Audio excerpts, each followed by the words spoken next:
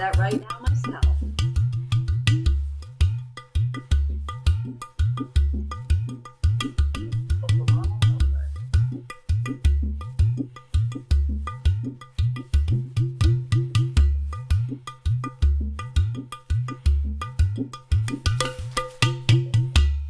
It's a great instrument.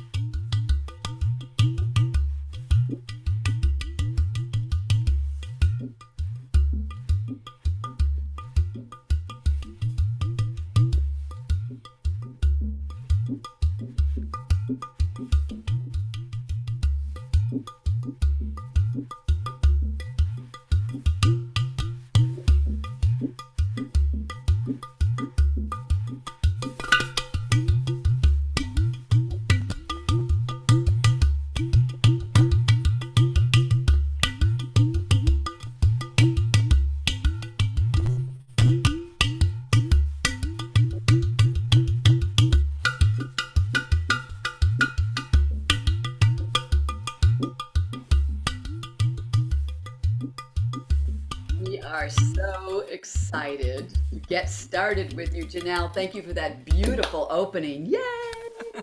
Give her a Zoom applause. Woo! That was Thank lovely. you. Thank you. Oh, such a stunning instrument. Wow, wow, wow. Welcome, everybody. We are so happy to have you here today with us. My name is Mary Kanish, and I am working with Mike as my partner for this series we started way back when the pandemic began. And it is called Music Alive, and we really wanted to gather from the people that were doing the work in music and healing and wellness around the world. And we started with a focus with seniors, but now we've moved and opened it up to everybody because we all need music in our lives, music and movement. And we are so excited to have Janelle. And since Mike knows Janelle, I actually have been on some virtual trainings with you, Janelle, but Mike has Yes. a really nice relationship with you, and so I'm going to have him do the introducing today. So welcome, Janelle. We are so excited to have you here. And Mike, you can take it away. Welcome, everybody. Yeah, I'll just offer a quick reminder as well. You can at any point change your view between speaker and gallery view. That's usually in the upper right corner of your screen, or on some devices you swipe to one side or the other. So at some point we'll be switching probably into speaker mode, speaker view, but you can change that. Pardon the traffic noise. You can change that anytime you like on your end. You're always in control of your own experience, I like to say. And yes, I met Janelle, gosh, probably been at least 6 years ago at this point, in Pittsburgh at a training with Jim Donovan, who we've mentioned and had as a guest on our show. And it was clear to me early on, she's a pioneer in the field of music and wellness. And she's one of the people who's been out there doing it since before there was really good language for it and before there were trainings you could take on how to do this stuff. She was creating her own way of creating interactive music and wellness programs with others. And so as we talked, I found out, she's got this great background in jazz and she's performed in all these different styles. And, turns out she did a lot of the digital programming for Mickey Hart and the Grateful Dead.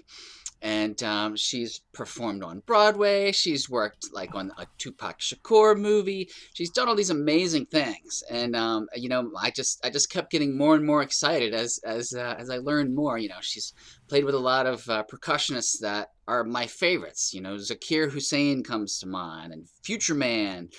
And she's played with Herbie Hancock and Sammy Hagar, and the Women of Fanny, if you know the group Fanny.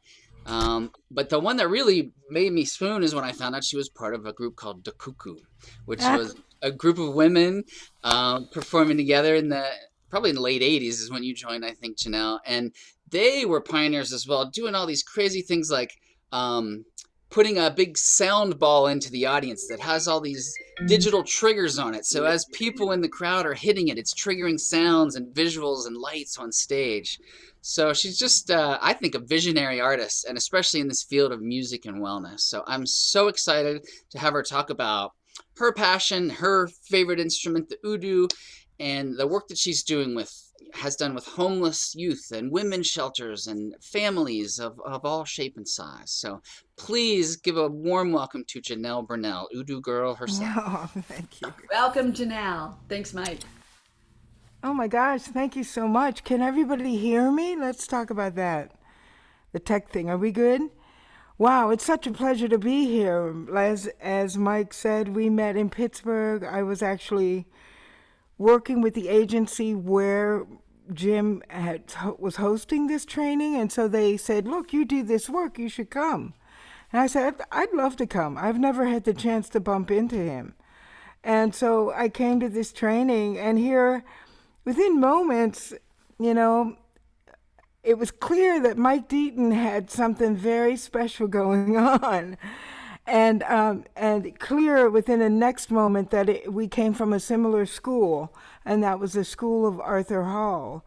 And we both realized that about each other, just by language, like he was saying. I thought that was a great way of talking about it. And so that's neat. The mystic connections we all share in this world, especially doing facilitating good people here. Thank you for coming, too. And then Mary, like she said, we did a virtual training with Christine Stevens. And, Mary, that was one of the most profound trainings because she really tipped me off to how important the business side of art is. Yes. And, right? And I really see you doing it. I want you to know that. I see you. I see you putting it into action with the newsletters, with developing a way to reach out and give to the community. And I thought about it a lot of times. Like if I had known her, had known those kind of things earlier in my own percussion career, I'd probably be a lot further along, But we're the artists. We just keep doing the art, right? We keep making the art. We want to make the art, and we never want to think about the business. And yet, life is a business too, So making it work for you, and making it that means paying your bills as well. So, it's been a joy coming back to here. And coming to the world of the facilitators online from the pandemic. Let's just start there. I'm a drummer. I've been trained. I grew up in Pittsburgh playing jazz. I got pulled over to the West Coast working with June Millington and Jean of Fanny. And I was hired by a group called De Cuckoo. And De Cuckoo, like Mike talked about, really was a revolutionary group. It was the early 90s, actually. And they built their own instruments, percussion. They were an all-woman percussion ensemble based in a multimedia platform, which meant they built their own instruments, Zimbabwe-style mallet instruments, marimbas, and they built these they called them turtles, but they were 4 electric pads, 4 pads that were going to be wired to Midi on each of these shelled instruments, like 4 on a tripod, 4 on a tripod, 4 on a tripod, 4. And you could sort of move them and put 2 together or put 4 together, or we could give each one, everyone could have one. And then they incorporated taiko moves into this. So stay with me, it's a hard one.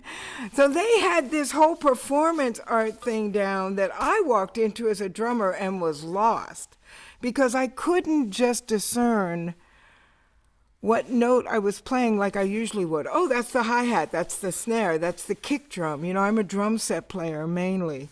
I could hear that in the music. But with the cuckoo, I didn't know what I was going to be asked to do. And that training and that interaction was amazing. I could go on a whole hour just about them. They were amazing. And they were into interactivity. So, of course, they were into group drumming and what was the beginnings of the modern day drum circle. And I did one at a show with them earlier, And it went okay, but I got the idea of what was happening, and I thought, boy, this can go either way. It's 50-50. You can either fall flat on your face or you can make something magical. And at the end, we definitely made something magical. And I thought about it. I thought, wow, that's a really unique way of drumming together, right? Never thought again about it. And then the next thing they came to me and said, we're going to be doing a show at Great American Music Hall in San Francisco, and we're going to ask everyone to bring a drum. We're going to do a live interactive drum circle with the band. And I was like, are you crazy? Do you want to kill me? You know? They said, don't worry about it. Arthur will be there. Arthur will be there. And I'm like, Arthur? Who is Arthur? So boom, and I'm going to assume that everyone on this call knows who Arthur Hall is, right? Maybe you don't. And he's a percussionist who, his expression of drumming and group drumming and helping the group to drum together has led to the whole modern day drum circle and how we do it. It was surely, I'm sure, a creative idea and expression of his own, because no one was doing it like this back then, no one. And he came in, and I met him before the show, and I said, okay, my friend, I'm doing a mind meld with you. I don't know what you're going to do, but here we are. And so we went up and we played a set, and then the second set, Arthur came out, and I just focused on him, and it was amazing. And before you knew it, we had people hanging from the rafters, playing glasses and playing spoons, and the whole place exploded, and everyone was completely united and playing together and playing with the band. And I thought, how is this happening? You know? And then I realized, oh, it's Arthur. It's Arthur. How he's giving us signals, how he's directing us in a way, was inviting. First of all, it has to be inviting to get people to want to do it with you. And then people were doing it with him. And then we were really taking off. And it was a profound experience, and it changed my life. I thought, this is the future of music right here. To this day, no one has ever quite done what the Cuckoo has done. Like Mike said, they had everything we played, triggered real-time graphics. And then we also had MIDI interactive show toys, like the Midi Ball, which was a 5-foot beach ball, clear, filled with glitter and feathers and loads of triggers and radio MIDI. And so they would throw it up into the audience, half a mix of helium and oxygen, and they'd throw it up into the audience and literally scroll in original sound design, which was a sample of James Brown saying, hit me, hit me, hit me, his famous lick. And boy, everyone knows what to do then. Hit the ball, everyone wants to do that. So back in the 90s, think about it, that very few women were in tech at that point. And we were asked to do a lot of Macworld type things, and SIGGRAPH, which is high-end graphics and digital graphics and those kind of things, because it was just so damn unique. And you could actually get a bunch of nerdy guys out on the dance floor to hit this ball. You know, it was amazing. And that's where Herbie Hancock wanted to sit in with us. I mean, Brian Eno wanted to work with us. Mickey Hart worked with the band. The band opened up for the Grateful Dead in Oakland, because who loves a ball more than the Grateful Dead? Throwing it in the air. So they really started to catch on, and this was the 90s. And I joined them to support an album that they were doing. So that was a really life-changing moment, because then after that band did dissolve, actually, unfortunately, I went on. Candace, one of the two main people of the Cuckoo, and a brilliant sound designer, was asked to work with Mickey Hart and put together an electronic rig, and she pulled me in on that project, and I sort of became part of that team. And then he pulled me in more and more, wanting me to do sound design and liking what I did. And then he found out I played drum set, and I started doing a lot of recording with him as well. But he started taking me on these little projects like, oh, come to this school with me, Catwoman. He called me Catwoman because I programmed these cat pads. Come to this school with me. And basically we would do these mini drum circles, or drumming with the kids or somehow getting them engaged, interactive. And every single time we would do one, the staff would come up to me afterwards and say, I don't know how you did that. What? And they would say, a principal came up to me and said, you had 100% participation within 5 minutes. Some teachers spend all day trying to get 100% any participation, and never get that. So, I started saying, wow, this has a lot more uses than what meets the eye, It's not just, as I said to Mike, it's not just music for entertainment anymore. And I feel like from that point on, we're kind of deepening into this spiral of, it's not just music for entertainment anymore. We need this healing, people. One of the reasons I said to Mike that I do this work and started doing this work was not for the money, because I surely wasn't getting paid in the beginning. No one believed it would work, And it was because I needed it. I needed to experience the transformation myself within me. I was fortunate as a 19-year-old to bump into Buddhism and a form of practice of Buddhism that uses rhythm and encourages you to maintain a daily practice of morning and evening prayer. And that, I didn't realize at the time what I was doing, but I was actually realizing the beginning of the seeds of what I would be doing with rhythm and work. And that consistency of morning and evening, I saw things start to change in my life, really kind of slowly, but happening, And I thought, this rhythm has power.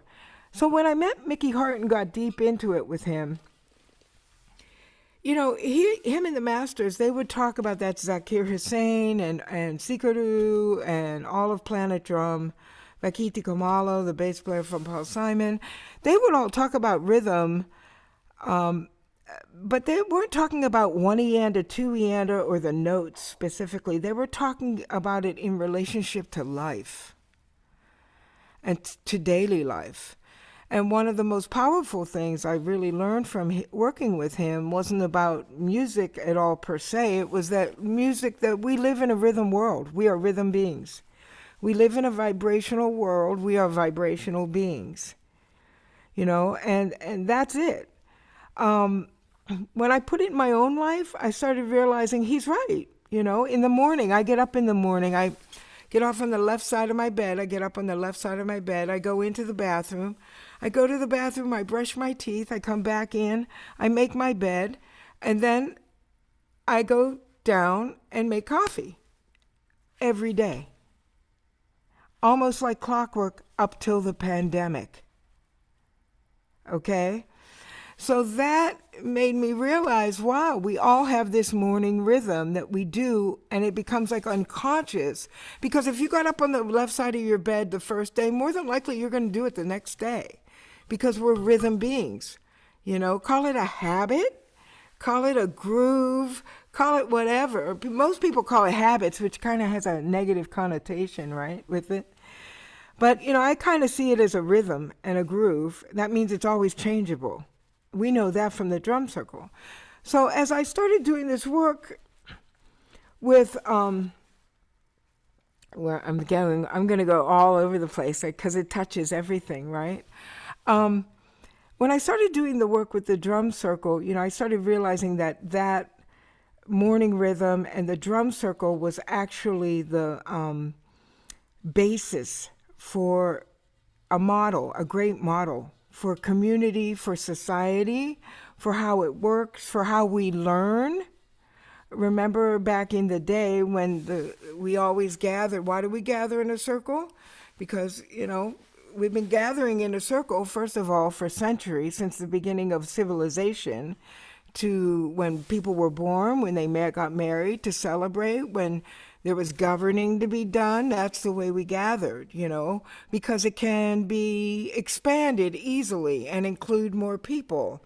It can be expanded or made smaller very easily. You can be seen and heard by everyone when you're in a circle, So those things I grabbed onto right away, and I thought, my gosh, we're teaching in a classroom all wrong. We're doing it all wrong. Like, it should be in a circle, and that's kind of the way I started to shift in my world because of what I saw happening when I would interact like that.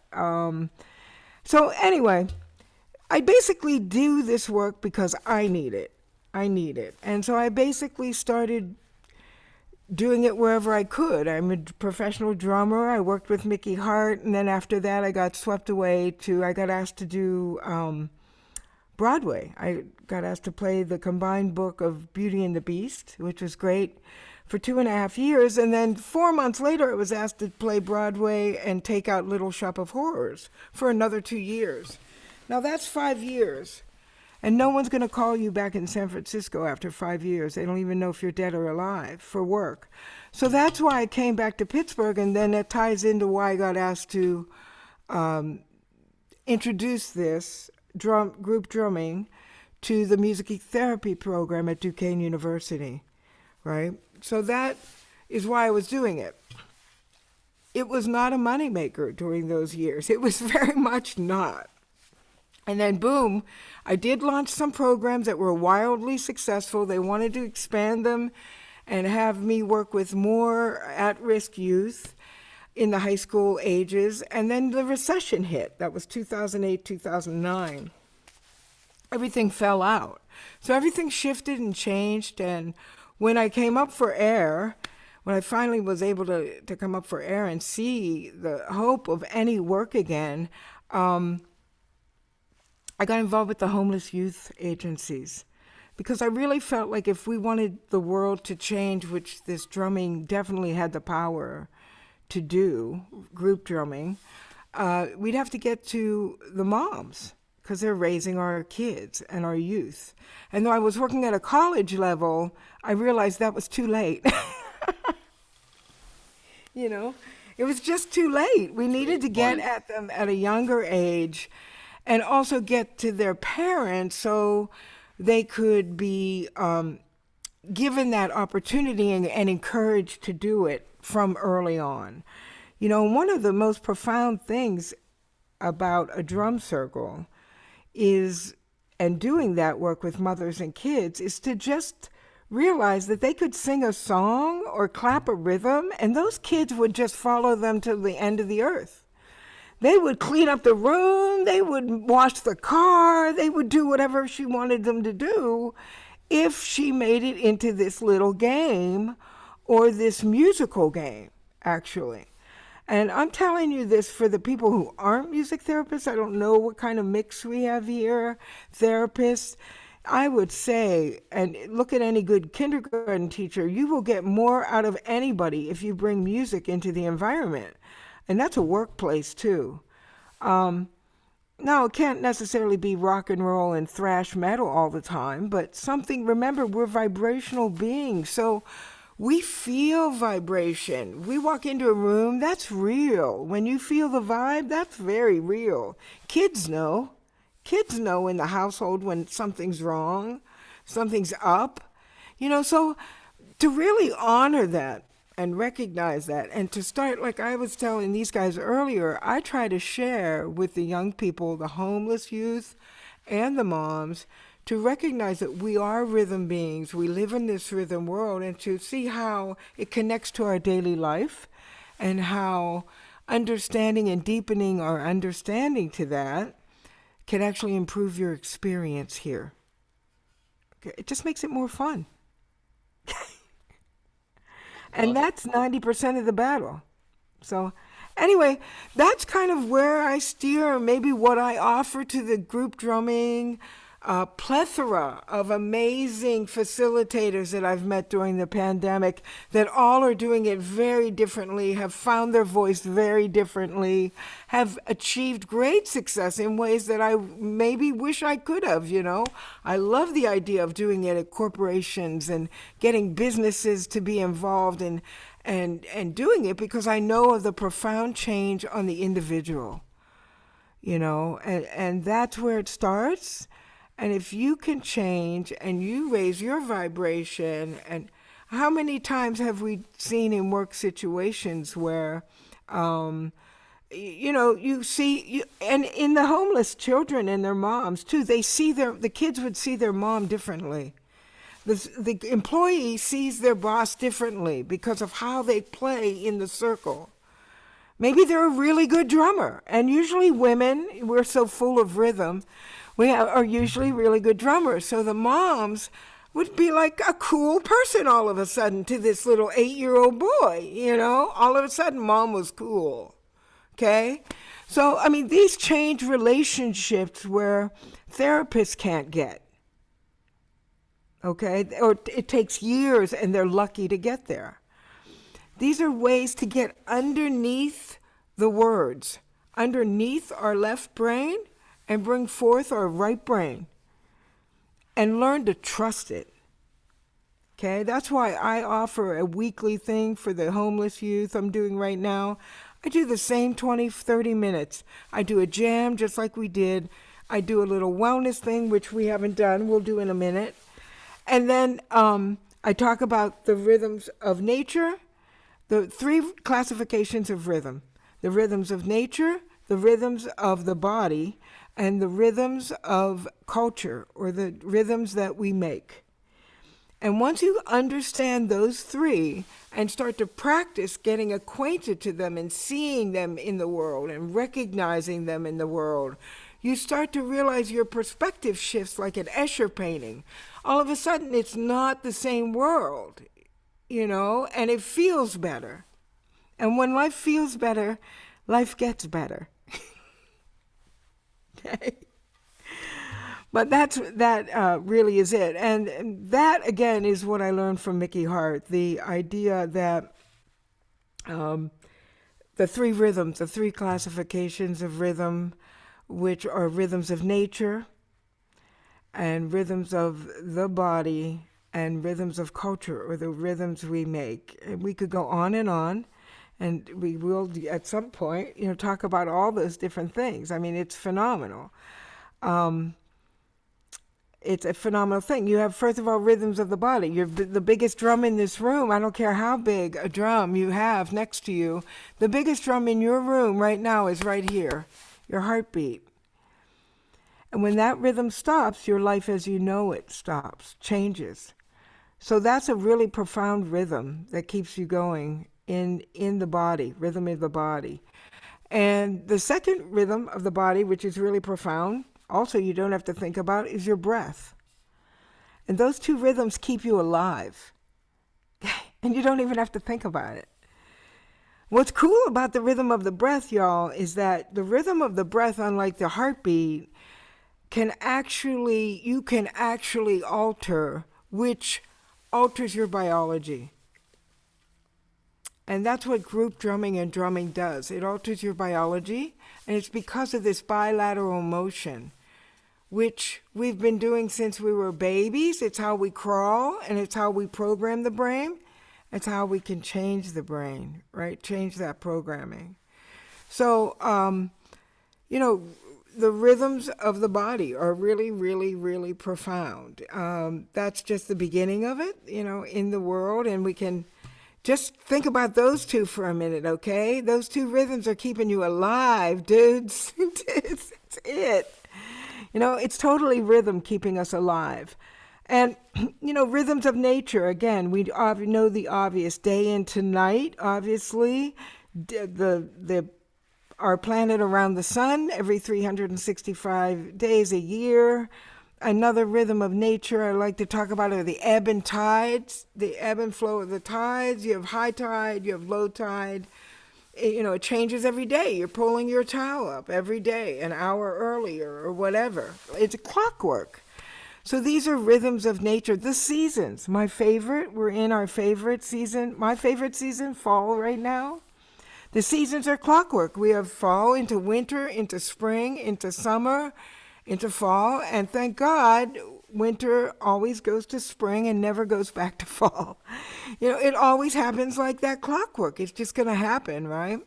Another great thing that I love to bring up with the rhythms of nature is it's a great way to teach climate change to children, climate change, or to anyone. And that is that you see my hat? It's a tree angel. It was made by an artist, and it's to save the redwoods. And I've done a lot of work for them, saving the redwoods, because I know how important it is. It's really important because we breathe in oxygen and breathe out carbon dioxide. And trees do the opposite. They breathe in carbon dioxide and breathe out oxygen. So it's a little rhyme that I made up that rocks everybody's world, that we make what the trees need, the trees make what we need. We make what the trees need, the trees make what we need. So if we take away one of them, like the trees, will we survive? And even a 7-year-old kid will say no, because it's clear, no. We make what you need, I make what you need. You make what we need, back and forth.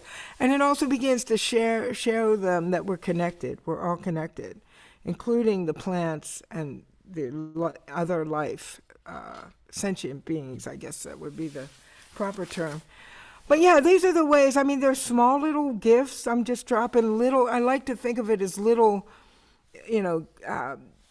kind of perks like in your pocket, like a gemstone. You can pull these out any time. They work. They're tried and true. Any of this stuff will work. We'll engage a kid, easy. Body percussion, bass here, clap here, right? Right? You can get anyone doing anything like that. And like I said, a mom wants to get their kids to do something, do that. They will follow you, especially if they're really little. And what I mean by that is pre-hormonal, right? That's where it gets tricky after that. But yeah, so that's a little more. And then to me, the last one is a little trickier, which is the rhythms of culture, the rhythms we make. And that is of course, music. But it's more than that. It's traffic. Right? It's traffic. You're going to get across the street. You're going to get across the street. And you just have to be patient. And then the rhythm changes and there's an opening and you get across the street. Right? It's families have a rhythm. So in other words, here at the camps, I do that icebreaker, the morning rhythm as an icebreaker. I let them go through what they do from the time they get up to the time they go to school. It's amazing. Most of it includes, I sleep through my alarm, I wait for my mother to come up and yell my name, but if they slept through their alarm 3 times, it was that the next day too. Like it was like clockwork for them. It didn't matter. They had this thing, they were really kind of tuned in to that idea. What was I saying about that? The rhythms of culture. So yeah, so families have a rhythm. So I do this icebreaker because here at the camps, we have 2 bathrooms and we have 15 kids in a camp. Not everyone can shower in the morning. Who likes to shower at night? Who likes to shower in the morning? So then maybe I'll start showering at night because I don't really need it to in the morning. And this is how we collaborate rhythms and work together in rhythms of culture, It's very rhythmic based. A family is very rhythmic based, especially in the early years, because I'm not a mom, but you guys know that the kids need that rhythm, that steady rhythm, some seltzer here. So you're bringing the imagery that I'm sharing with you into whatever you do. Therapist, music, educator is going to help the situation. We'll at least connect with one or two more kids or people than maybe you weren't able to. I've worked with psychiatrists that had me run a DBT group, dialectic behavior therapy, and they brought me in because mindfulness is a big part of it, and I could get everybody playing. And I told him straight out, I said, look, have these people come to the circle and then let them come talk to you. And once he started doing that, his whole practice blew open. He had been working at this he said, I'm getting conversations out of these guys I haven't been able to get in 10 years. In like one drumming session, 2 drumming sessions. Simple. And for the idea, anybody who does this work, the idea that we learn, which is a profound idea, that in the moment, that life is moment to moment, and you can go with the flow, okay? This psychiatrist I dealt with near suicidal. He gave me all the near suicidal patients because I was getting such profound change out of people, right? And they were telling me, they were showering me with, they knew they had changed. They knew they were lifting themselves out of the funk that was maybe covering their life for 15, 20 years, who knows how long, And let me just say, the majority of that was because of teaching them, not teaching them, imparting to them, giving them complete confidence that they could go with the flow. Because you can't really teach someone to do that. They can learn with their mind, but until they experience it, it's not really real. We're all old enough to know that now, right? So it doesn't become real, right? So how do you teach someone that? You have to be the confidence that they don't have in it. You have to exude it. Like I think about some of my young students at Duquesne University are great music therapists now. And I can remember that first day I was at that drum circle, and it just wasn't congealing. We weren't congealing. We weren't in training yet. And I knew we needed to get to that part of entrainment. And I went up to the young woman who was playing bass drum at the time. And I said, may I? And she said, yeah, of course. And I said, look, you could do this. I said, you just got to play this drum with your life. And she looked at me. And of course, it was after I had just, completely blown the circle up. She got it. Like she got it that, I could actually, it wasn't playing the drum. It was being the drum, being the beat. Playing it with your life, like your life depended on it, kind of a thing. And her whole game changed in music therapy after that. She runs her own center. Some of the best facilitators I know work for her, So it's not one and a two and all the time, guys. Do you understand that? Like, it's not about the notes and the musical technique of things, That was what was happening with this guy Arthur Hall back in the day. I was saying that the professional drummers, Mickey Hart and Arthur was here, and facilitators. They were so far apart at that time. Pros were saying, who are these novices coming in thinking they can drum, and it sort of sounds like crap the whole time and most of the time and blah, blah, blah. But I would go into this circle and go, maybe it's a little loose around the edges for about 20 minutes. But then something happens, and it's called entrainment. And it's a proven, I think it was a experiment in the 1600s with pendulums that they did, where 2 rhythms that sit side to side will eventually entrain. It's also the beginning or the underlying premise of adage, like comments like 2 hearts beat as 1, right? So 2 hearts beat as 1 also ties into that family rhythm I was talking about earlier, right? You know, when you get involved with someone, all of a sudden you're collaborating, you're compromising your rhythms. You're not going out with the boys on Thursday night anymore. You're, doing this thing. And so you collaborate and you come together, and pretty soon you two, your coupleness, has a new rhythm and groove going on, right? So two hearts beat as one, right? They become one because they become this rhythm. So again, I can't say enough, as you can see, about rhythm and rhythm in daily life, and just waking up to that. Using your five senses. I was saying I was going to play a video earlier about walking through this fall field here in 25 acres. The leaves crunching. First of all, the leaves are beautiful, right? The colors are stunning.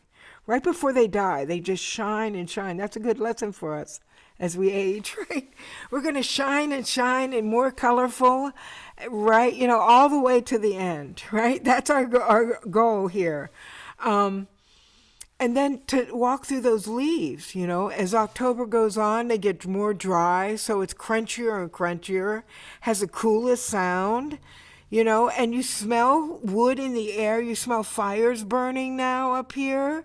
You smell the pine changing because they're starting to come into their own. So you're hearing things, you're seeing things, you're smelling things. Oh, then all around town, right? It's pumpkin latte time, pumpkin latte, or whatever. Cinnamon. My friend made a rice pudding last night.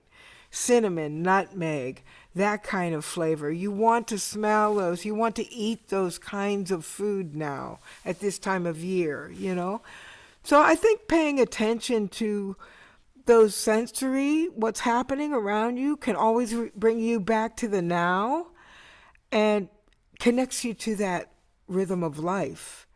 And that rhythm of life is the most important thing, you guys. It's really what we're doing here, no matter what we think we're doing here. But so that's what I really came to share with you guys full on. But I do want to do one little interactive thing that I promised to do. I thought I'd do it in the beginning, but I forgot, actually. Full on forgot. Carried away, and a little nervousness, too. But that is something I'm trying to give you guys a short way of thinking about taking 10 or 15 minutes of your, at any time, and changing the vibe. Like, one of the best things a drummer told me before an audition was to take 3 deep breaths. He didn't realize what he was saying at the time, but it's really important. So, and I'm talking like deep breaths where you fill your belly, and don't worry about it here because no one can see you online. And that's why I love this idea of working online, because you could do things that you can't get a group of girls who are conscious about their body, or a group of mixed guys and girls. They're still conscious about their body. So, you can't get that in the classroom. I don't care. Not as quickly. So, do the benefit of being online and doing a few deep breaths, or being in your car before you go into an interview, or before you whatever, really changes your biology. It changes everything about it, right?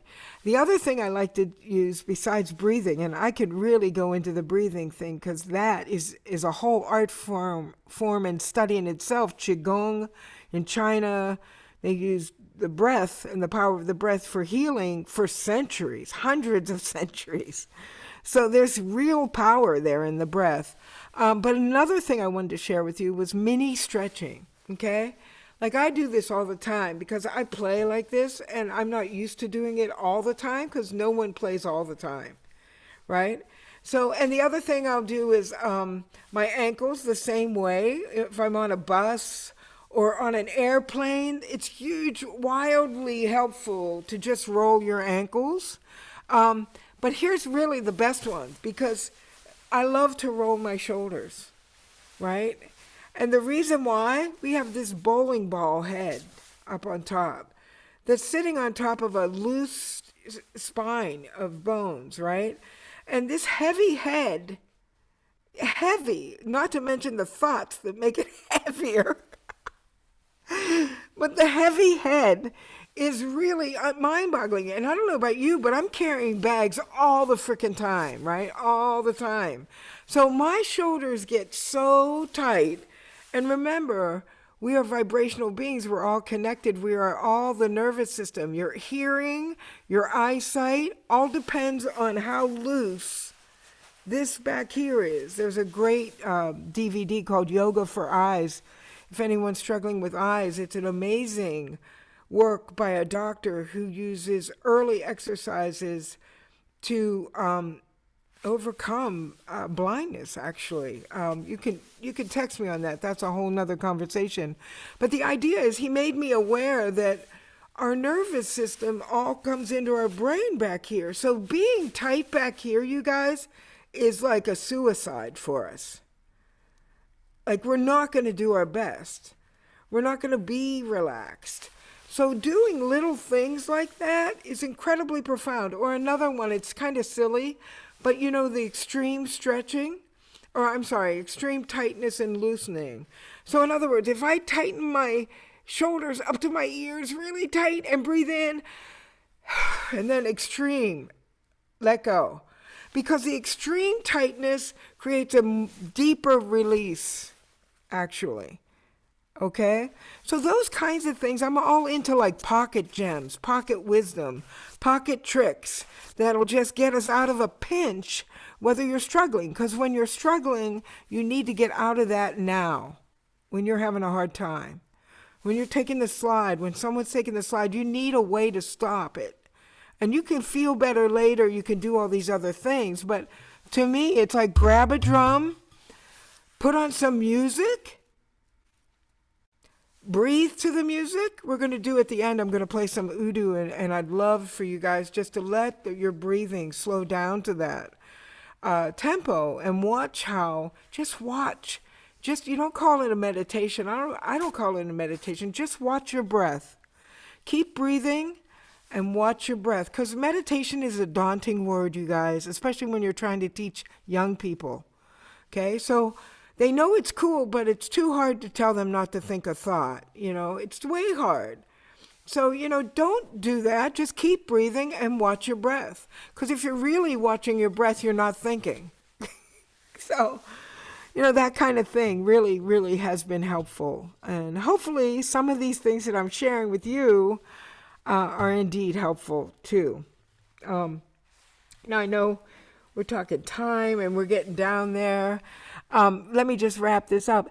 I also do music. I also do, I did a hashtag 30-second dose of Udu during the pandemic.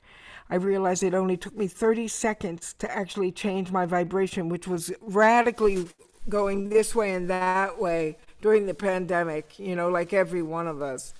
Everything was this way 1 second, it was another way, it was stressful every day.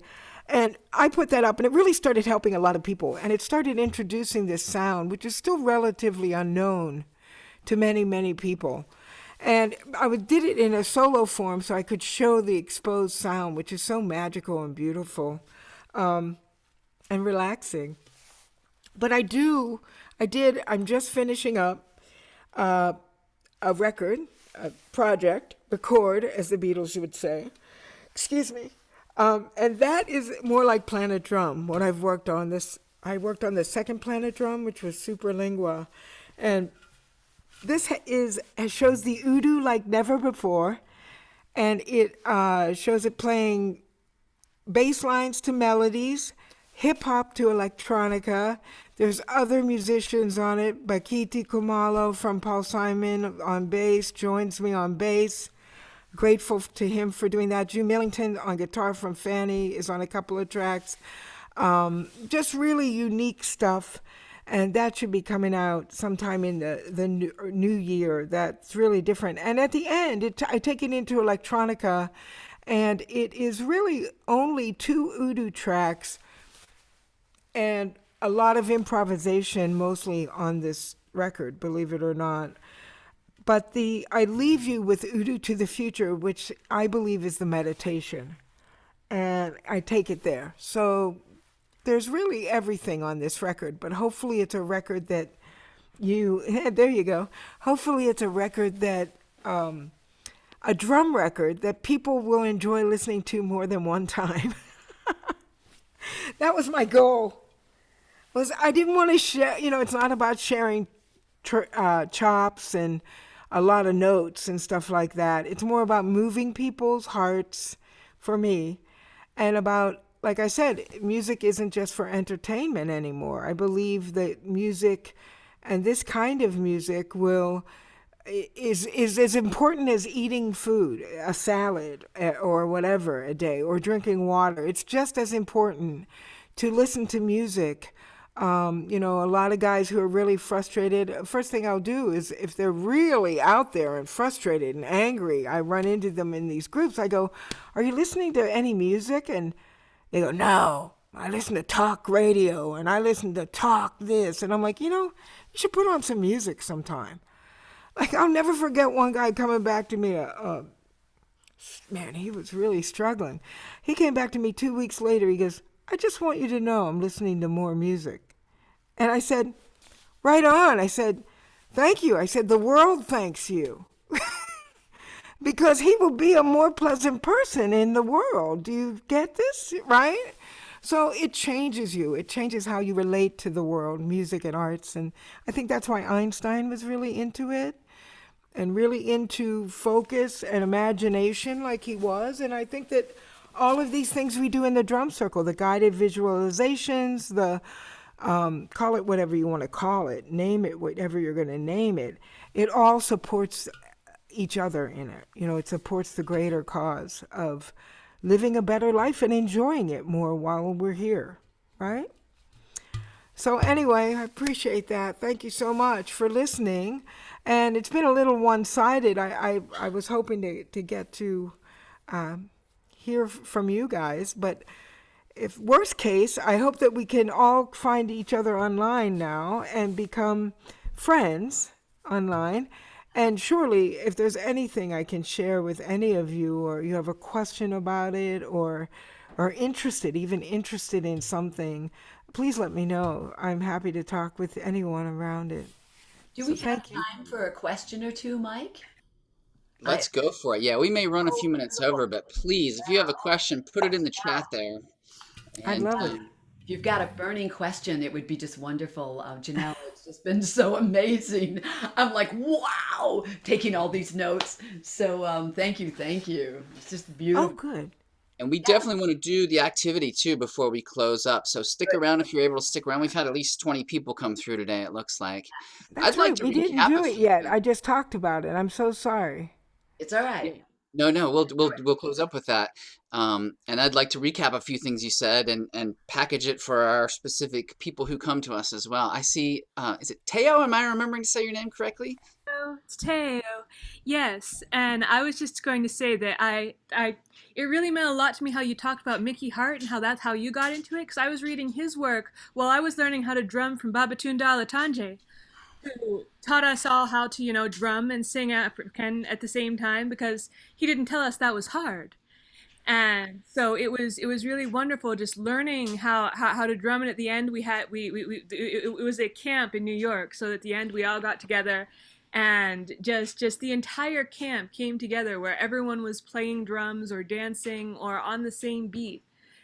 And the whole point was, as you say, it was bringing people together. It was so much power, and it's really inspiring hear you talk about, like, yes, that was power. That's what I've learned, and you've used it to reach out to so many people. Oh, thank you so much. You're exactly, and thanks for bringing up Baba. Baba is surely a teacher to us all.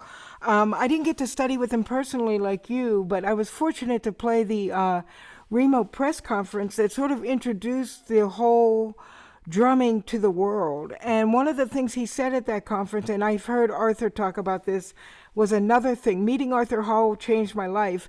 Hearing Baba Tunde say he wanted to see a drum in every home changed my world, because now everything I would do for the rest of my life was going to be around that, because I realized, boy, that would make a difference. Right? That would really make a difference. Go to the corner, hit a drum, you know what I mean?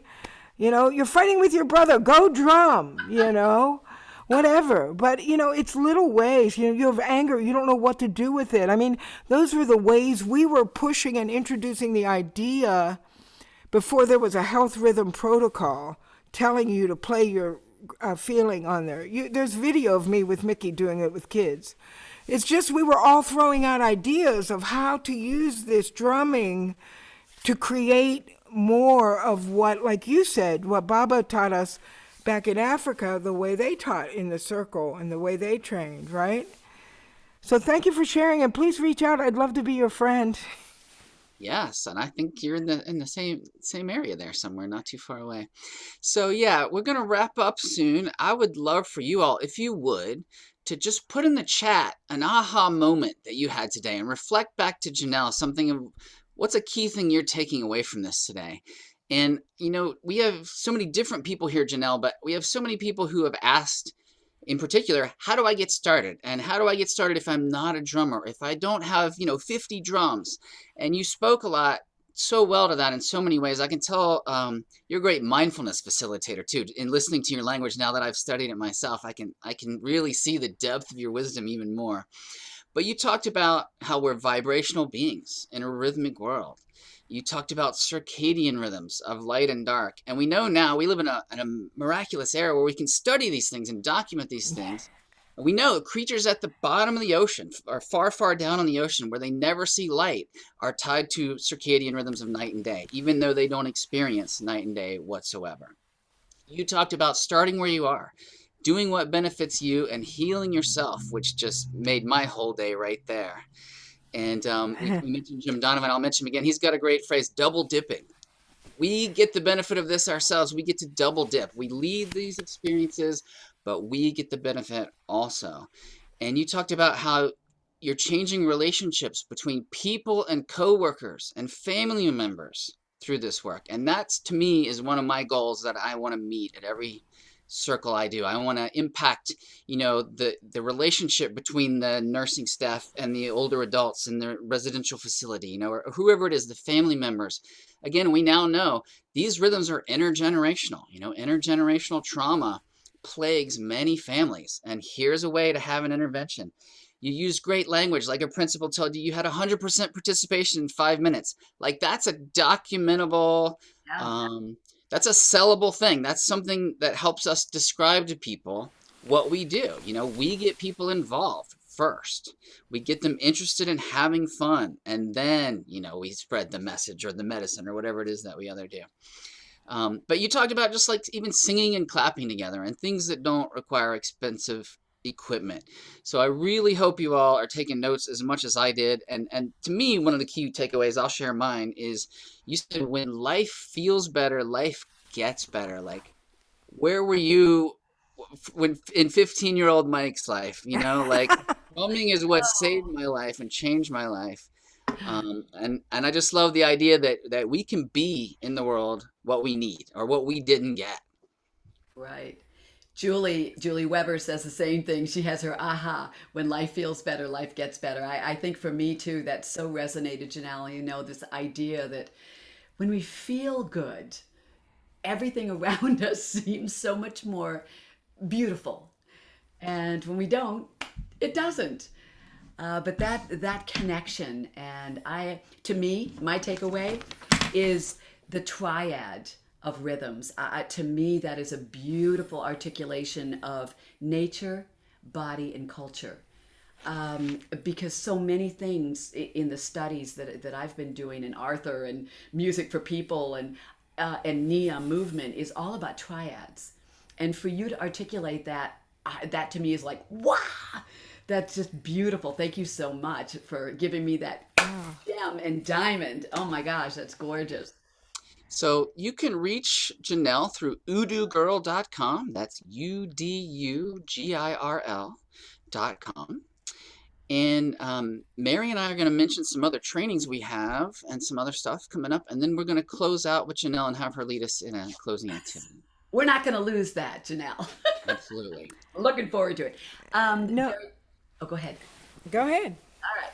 So very quickly, this is a program that is funded by donations. And Mike, do you have the link for the Music for People donation. I will add it, yes. If you'd like to support us in this ongoing venture, we would love that and appreciate that. We've been doing this now for a year and a half, and we intend on keeping it going. I know, and it's like today, it's just to me a life changer. I mean, hearing Janelle is just, what an incredible gift, Janelle. Wow.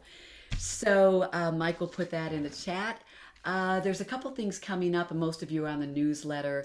But I have a clinic that's open. It was going to be in person in Texas, but now it's virtual, and they've opened it up to anyone interested in it. I'll just give you the quick name: Drumming Up a Better Brain, Creative Classroom Management, and Bucket Drumming 101. So if you're interested in any of that, it's only like $20, and it's 4 hours. It's an investment of time, but if you're interested, you can follow the link. Mike, did you see the link earlier in the chat? Can you find that? Okay. Yes. I popped it, and there's a little video that follows it, and that's a little intro about the workshop if you'd like to see that. So those two things. Mike and I are going to be doing a training on November 14th. And let me see. Move and Groove. We have a great new fun title. Move and Groove your group to healthier, happier minds and bodies. So it's going to be a lot of fun, and that is on November 14th. Our next Music Alive series is my dear friend, Lucas Coffey. He is amazing from Alberta, Canada, and he's going to be working on sharing movement in the drum circles with us and all the really cool things he's doing with all kinds of different groups, particularly middle school and high school and elementary as well. I think that's everything I have. Great, and all the links are in there. Thank you all so much for joining us. Thank you. And Nell, I'm going to spotlight you again. Thank you so much for your time and your generosity with decades of learning and condensing it down for us into such an amazing package with so much scope in just an hour. Just a gift. Hey, by the way, there were a couple people in the chat that asked if they could share this later on. I think you all know, but if you don't, these are recorded and they become a part of the ongoing online resource videos, of which we have so many incredible videos, including Arthur Hall and Simon Faulkner and so many.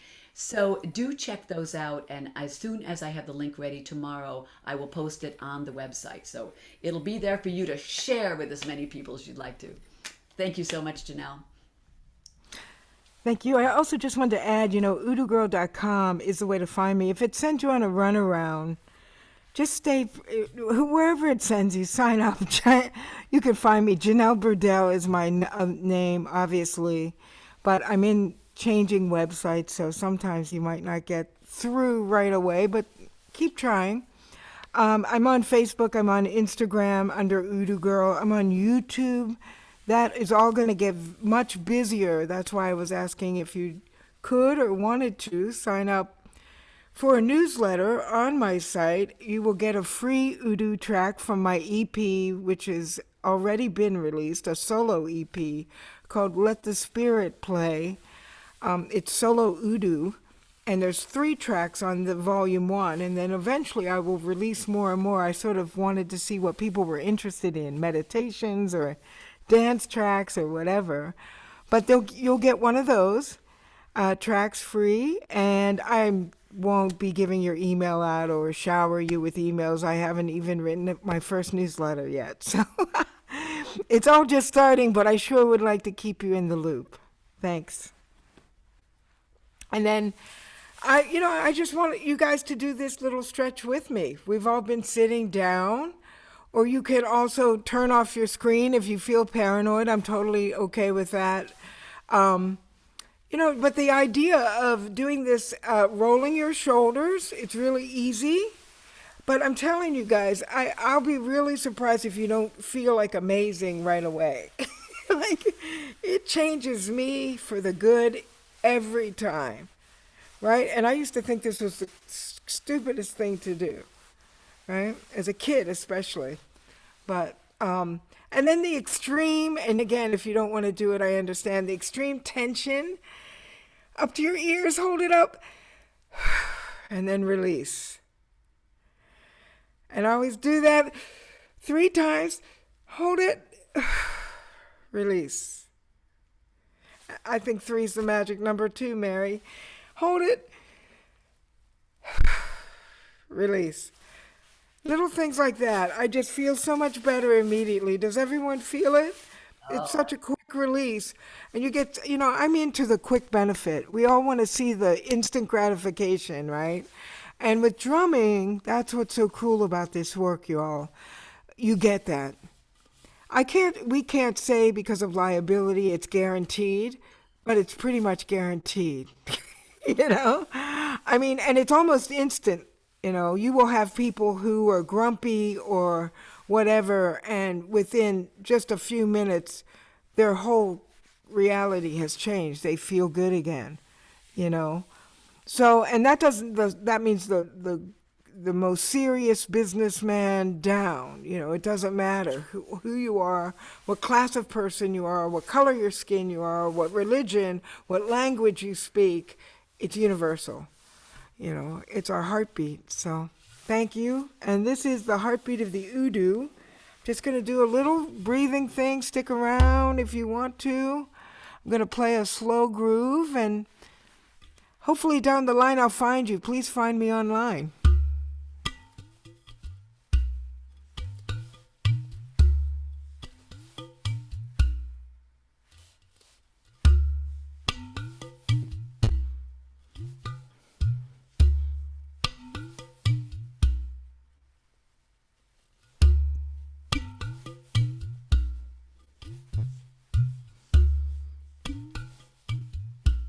Keep breathing.